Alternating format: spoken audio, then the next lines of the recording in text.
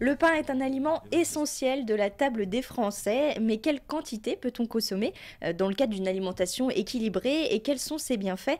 Pour répondre à ces questions, nous recevons Émilie Demolly, diététicienne nutritionniste. Bonjour. Bonjour. Alors pour commencer, est-ce que les Français consomment assez de pain? Eh bien non. Justement, depuis 1910, la consommation est en pleine, Chute. en pleine chute, pardon.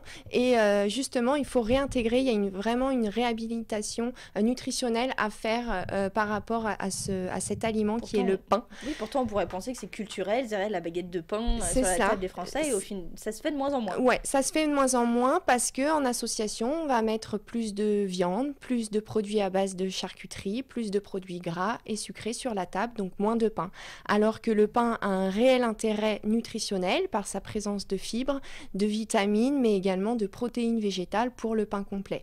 Donc c'est vraiment important d'en consommer à chaque repas, donc au moins au petit déjeuner sur la tartine. Il faut savoir également qu'on a de la chance d'avoir une grande variété de pains, donc ce qui est agréable pour atteindre les apports en pain sur la journée, donc surtout en fibres et en amidon, parce que c'est vraiment le constituant majoritaire du pain, c'est l'amidon, qui permet donc une absorption et une digestion intestinale beaucoup plus lente, donc étalée dans le temps, ce qui permet donc d'éviter d'avoir faim d'un repas sur l'autre. Donc c'est important d'avoir cette petite portion de pain ou de féculents à chaque repas. Vous parliez des différentes variétés de pain, donc on a le multicéréal, le Mhm. complet, au son, au pavot. Voilà. Lequel choisir en fait? Quelles sont leurs vertus?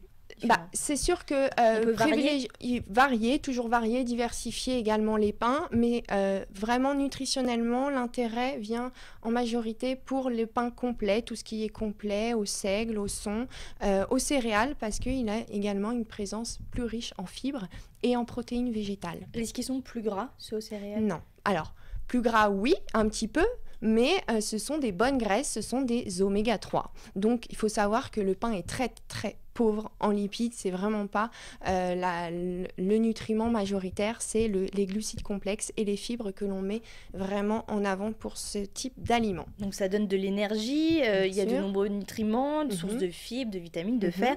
Malgré toutes ces vertus, il y a de nombreuses idées reçues qui circulent sur le pain, notamment ses effets sur la ligne et la prise de poids. Alors, une bonne fois pour toutes, est-ce que le pain fait grossir? Eh bien non, il ne fait pas grossir, cette idée est vraiment simpliste. Faut savoir que là aussi c'est une histoire de proportion. Faut savoir que si une personne consomme 2 baguettes par jour, en effet, il va y avoir un impact sur sa ligne, mais si sa consommation est modérée et reste à chaque repas, il n'y a vraiment pas d'incidence sur la ligne, surtout que il faut plutôt voir du côté des produits sucrés, des produits gras et de la consommation des charcuteries et des viandes avant même de regarder sa ligne par rapport au pain, je pense. Il y a le problème aussi de la teneur en sel. Oui, bien sûr. Alors ça sera on fera plus attention à l'apport en sel pour les personnes qui ont de l'hypertension, qui ont un régime pauvre en sel. Ça, je veux bien le croire. Après, même par rapport aux personnes qui sont intolérants au gluten, bien sûr que sa consommation sera égale à 0, donc on ira plus vers des pains sans gluten, mais en aucun cas pour toute autre personne qui n'a pas de pathologie. Donc il va falloir privilégier ce pain donc, au quotidien sur la journée. Après, la composition du pain a aussi beaucoup évolué. Bien sûr, on va éviter les pains au lardon, éviter les pains aux olives tous les jours, ça va de soi. Donc bien évidemment, il faut manger du pain. En plus, ça permettra de ne pas craquer sur des aliments encore plus caloriques. Merci Émilie Demolly d'avoir été avec nous. Je le rappelle, vous êtes diététicienne nutritionniste. Toutes les informations sont à retrouver sur notre site internet, le www.radiosensation.tv.